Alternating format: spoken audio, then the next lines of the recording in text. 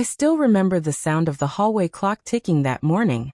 Tick, tick, like it was counting down the minutes until my life changed.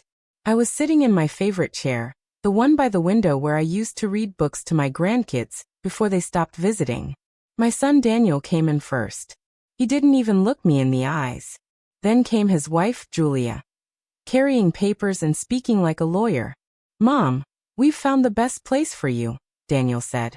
He called it a retirement community. But we all knew what it really was. A nursing home. I smiled. I always smile when I'm hurt. That's something life teaches you when you've been ignored for long enough. I looked down at my hands. They were shaking, but I made sure they couldn't see. I wanted to scream. "Why didn't you ask me first?" But I didn't. I just said, "Okay." Daniel kept talking about how nice the place was, how I would have people to talk to, how he and Julia were too busy now with their jobs and the kids.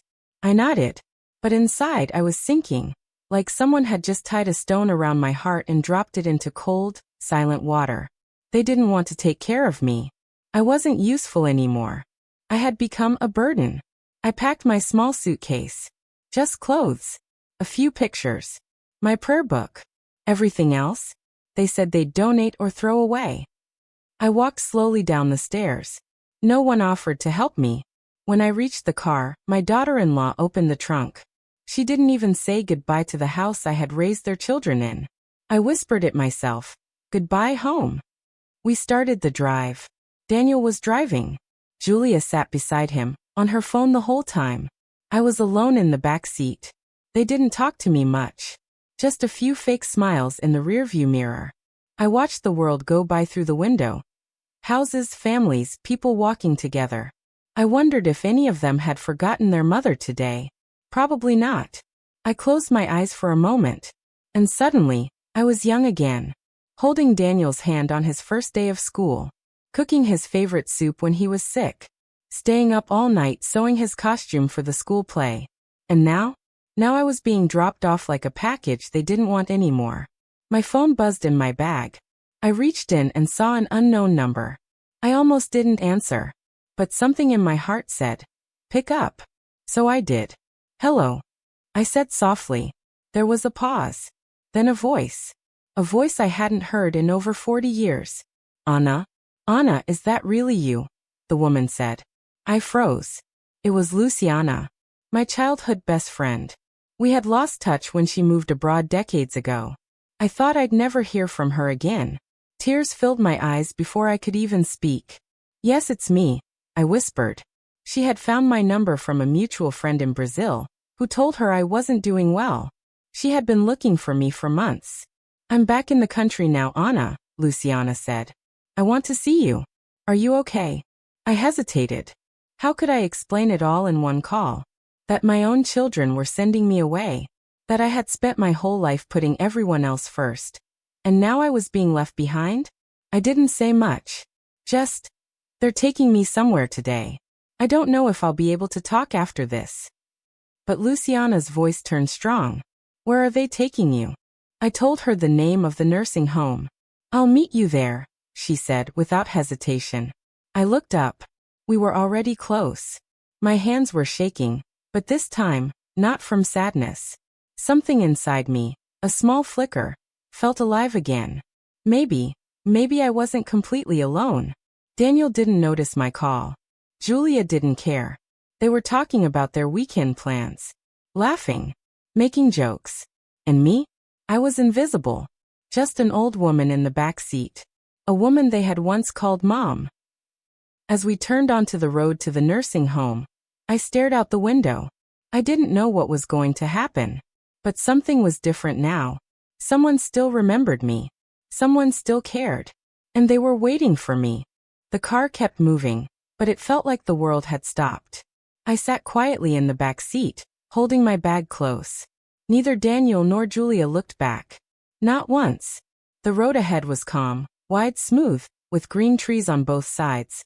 But inside my heart, there was a storm. It felt like I was sitting in a coffin with wheels, being driven to a place where I wouldn't return. No one said anything for minutes. The silence between us was louder than anything I had ever heard in my life. Daniel finally broke the silence. Mom will be fine there, he said, speaking to Julia, not me. They have nurses and 24-hour care. It's a really nice place. Julia nodded without even glancing back. She'll make friends. Maybe even enjoy herself. I smiled quietly. They were talking about me like I wasn't even in the car. Like I was some item being returned. I looked out the window again. Memories danced past with every tree we passed. The grocery store where I used to buy snacks for Daniel after school. The small park where I pushed him on the swings. The hospital where I held his hand after his first bike accident. Now those same hands wouldn't even hold mine. I wanted to ask, did I do something wrong? Did I fail you somehow? Is this really how it ends? But the back seat was too quiet. And so was my voice. My eyes wandered to my phone. Luciana. That voice. That call. I still couldn't believe she had found me after all these years. We had been so close when we were young, like sisters. We used to dream of traveling together, opening a cafe by the sea, writing stories about our lives. But life had taken her far away, and taken everything from me that wasn't family. And now, family was taking me away too. I texted her just a few words. Almost there. I don't know what will happen. She replied instantly. I'm already waiting. My heart skipped. I looked at my reflection in the car window. My white hair. My tired eyes. But somewhere deep inside, I felt something warm. Hope. Daniel pulled into a long driveway. I saw the sign. Big and bold. Willow Creek Care Home, where every life matters. A lie. A fancy slogan to make people feel better about leaving their parents behind. A clean place to forget the ones who raised you. My fingers gripped the bag tighter. As the car slowed down, I saw something strange. A woman standing outside the entrance. Elegant. Strong. Silver hair. But there was something familiar in her eyes. Luciana? Was it really her? I blinked. I hadn't seen her in over 40 years. We were both old now. But something in her face, that smile, that calm energy. It was her. Daniel parked and turned off the engine. We're here, he said. His voice was calm. Cold. Like this was just another errand. Pick up groceries. Drop off Mom. Julia opened her door. Let's get your things, Anna. She still called me Anna. Not Mom. I nodded and opened my door slowly. My legs shook as I stepped out. Not from weakness, but from everything inside me. Then Daniel saw her. Who's that woman? He asked Julia. I don't know, she said, squinting toward the entrance. Luciana started walking toward us. She was wearing a light blue coat, holding something in her hand, maybe a folder or a letter. I couldn't move. I just stood there, watching her come closer, step by step, like the past was walking back into my life. When Luciana reached me, she opened her arms. Anna, she whispered, and I fell into them. Just like that. 40 years melted away. I was no longer a forgotten old woman. I was someone's best friend again. Daniel looked confused. Do you know her? I turned to him. She's Luciana. My childhood friend. He blinked. But how? Luciana spoke clearly, with strength in her voice. I'm here for her. I'm not letting you leave her here. Julia stepped forward. Excuse me. Luciana pulled out a letter. She has the right to choose where she lives. She doesn't want to be here. And now she has another option. Daniel frowned. What are you talking about? Luciana looked him straight in the eye. She'll live with me. For the first time in years, I saw Daniel lose control. You can't just, we've made arrangements. She's better off here. I finally spoke. You never asked me what I wanted. My voice was quiet, but it cut through the silence. I was never given a choice. Daniel looked down. Julia crossed her arms. But we've already paid the deposit. Luciana smiled. I'll cover it. I turned to Daniel again. I raised you with love. I gave you my best years. And now, I just wanted to feel like I still mattered. Tears filled my eyes, but I held them back. You didn't even ask me. Daniel opened his mouth, but no words came. I took Luciana's hand. I'm ready. She nodded. We walked away from the car. Together. Daniel and Julia just stood there watching. For the first time, they didn't know what to say. I didn't look back. I didn't need to, because in that moment, I wasn't going to a nursing home. I was going home. The moment Luciana held my hand, I felt like I could breathe again. After years of being ignored, dismissed, and treated like I didn't matter, finally, someone was standing for me, not against me. She didn't ask permission. She didn't wait for approval. She just took my hand and helped me walk away. The nurses at the front desk of the nursing home watched as we passed them.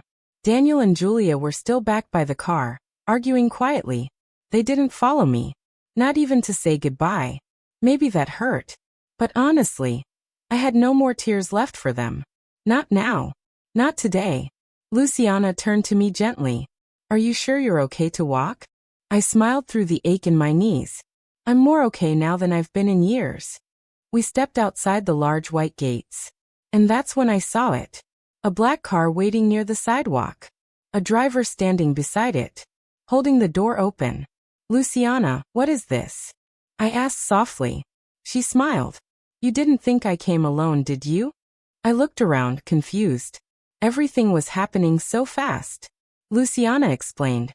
When you told me where you were going, I made some calls. I had my lawyer send over a letter to the facility, just in case your kids tried to force you to stay. I blinked. Your lawyer? She nodded. Anna. I never told you, but I've done very well in life. After I moved abroad, I started my own publishing company. It grew. I have homes in 3 countries now. My eyes widened. I was speechless. I didn't come here just to say hi, she continued. I came to bring you with me home. My home. I felt a tightness in my chest. Not from pain. From something I hadn't felt in a long, long time. Love. As we got into the car, the driver helped me settle in gently. The seats were soft, warm, safe. Luciana sat beside me. I'm taking you to my house by the lake, she said. It's peaceful, quiet. You'll have your own room, your own space. No nurses unless you want one. And no one will ever make you feel unwanted again. I looked at her. My lips trembled. Why are you doing this for me? I asked. Her answer came without hesitation. Because once, you were the only one who believed in me.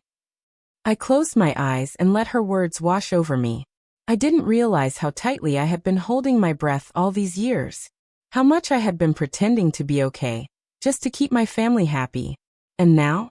Now someone saw me. Really saw me. The drive was long, about an hour. But it felt like 5 minutes. Luciana and I talked the whole way. We shared old stories. Laughed about silly childhood memories. Remembered the time we got caught sneaking out of school to buy candy. The time we promised to grow old together and live by the ocean. And here she was, keeping that promise. When the car finally stopped, I looked out the window and gasped. A beautiful house stood at the edge of a quiet lake. Trees surrounded it like gentle arms. There was a garden with colorful flowers and a bench by the water. Luciana's home. And maybe my new beginning. The driver opened the door. Luciana helped me out. I walked slowly but steadily. Every step felt like I was walking away from pain and toward peace. The front door opened, and a young woman in a light sweater came out smiling. This is Maria, Luciana said. She helps me with the house. And now she'll help you too, only if you want. Maria smiled and took my hand. It's an honor to meet you, Miss Anna. Tears welled up in my eyes. No one had called me Miss in years. No one had said it like I mattered. Inside, the house was warm. Wooden floors, soft rugs, shelves full of books. The walls smelled like cinnamon and fresh flowers. Luciana showed me my room. It was simple, but beautiful.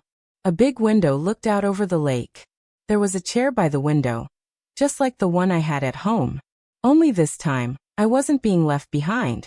I was being welcomed in. That evening we sat on the porch together, wrapped in blankets, sipping warm tea. The sun was setting behind the trees. Orange and pink light danced across the lake. Luciana turned to me. You don't have to do anything here, she said. No cooking. No cleaning. Just rest. Read. Walk in the garden. Talk to me when you feel like it. You've done enough for others your whole life. Now it's your time. I smiled. My heart full. but a small sadness still lingered in the corner of my chest. What about Daniel? I whispered. Do you think he'll ever regret what he did? Luciana looked out at the water. I don't know, she said honestly. But whether he does or doesn't, you are free now. That's what matters. That night, I lay in bed staring at the ceiling. Not out of fear, but out of gratitude. For the first time in years, I wasn't scared of tomorrow. Because someone was waiting for me. Because someone still believed I mattered. Because I was no longer alone. I thought about all the women like me, mothers, grandmothers, who give everything to their families. And end up forgotten. But maybe we don't need to be rescued. Maybe we just need one person to remind us. We are still worthy of love. Of choice. Of freedom. And sometimes, that person comes when we least expect it. It had been 3 weeks since I moved into Luciana's house. 3 weeks since I sat alone in the back seat. Silent, heartbroken, unwanted. Now I woke up every morning to birds singing outside my window. The sun rising slowly over the lake. The air smelled like fresh roses and mint. My room was filled with soft light. For the first time in years, I felt peace. I didn't need help walking around anymore. My body was still old, but my spirit? It had come back to life. Luciana and I ate breakfast together every day. Warm porridge, fresh fruit, strong coffee. She never let me eat alone. We'd sit at the wooden kitchen table, laughing about our past, talking about the future, as if we were young girls again. I wrote in a notebook every afternoon. Memories. Stories. Feelings I never told anyone. Luciana read some of them and smiled. You always had a beautiful way with words, she said one day. I laughed. I used to dream of writing a book. But that was long ago. She looked serious. Then maybe it's time to dream again. One day, while we were sitting on the porch, a car stopped outside the gate. Luciana narrowed her eyes. Do you recognize that car? I stood slowly. My heart thumped. The car door opened, and out stepped Daniel. Behind him was Julia. Her face looked tired, nervous. Daniel was holding flowers. I didn't move. Didn't smile. Didn't cry. I just waited. He walked toward the house, unsure of himself. Mom, he said softly. Can we talk? Luciana stepped forward calmly. She'll listen. But she won't be hurt again. I placed my hand on hers. It's okay, I said. Daniel looked down. Then back at me. I came to say I'm sorry. His voice broke. I didn't realize what I was doing. I was so caught up in work, money, the kids. I thought I was doing the responsible thing. I didn't see how much it hurt you. I stayed quiet. Sometimes silence says more than words. Julia stepped forward too. I know I've never been close to you. But I saw the way you walked away that day. You looked stronger than either of us. And that scared me. I took a deep breath. I loved you both, I said softly. I raised Daniel with everything I had. I gave up dreams, sleep, food, time. And I never asked for much back. Daniel looked away ashamed. I didn't want gifts or vacations, I continued. Just your respect. Just your time. Just to be part of your lives. A single tear rolled down his cheek. You still are, Mom, he said. If you'll let us be part of yours again. Luciana stood beside me, proud and quiet. I thought for a long moment. Then I said, I'm not coming back to your house. I'm not going to pretend it never happened. They both nodded. But, I added, if you truly want to be in my life, you can visit. You can call. You can try. Daniel nodded quickly. I want to. Julia whispered, me too. That evening, Daniel sat beside me on the porch. He looked out at the lake and asked, how did you find all this? How did you start over? I smiled gently. I didn't, I said. It found me. I told him about Luciana. About the call. About the chance to live again, not just survive. You thought I had nothing left, I told him. But you were wrong. He looked confused. I still have stories in me. I still have words and memories and dreams. And now I have the peace to let them out. Luciana walked out, holding a small package. She placed it in my lap. Inside was a leather-bound book. The title in gold. She was not finished yet. I gasped. My hands trembled. Luciana beamed. It's your first book, Anna.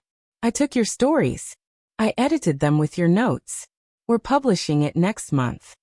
Daniel's jaw dropped. You wrote a book? I looked at him with a calm, quiet smile. I was never just a mother, I said. I was always more. You just never looked closely enough to see. That night, after they left, I sat by the lake with Luciana. I never thought I'd find myself again, I whispered. Luciana held my hand. You didn't find yourself, Anna, she said. You were always there. You just needed to be reminded. And that's the thing. People think growing old means becoming invisible. But we're still here. Still wise. Still strong. Still full of stories. They thought I was finished. They had no idea what I still had left.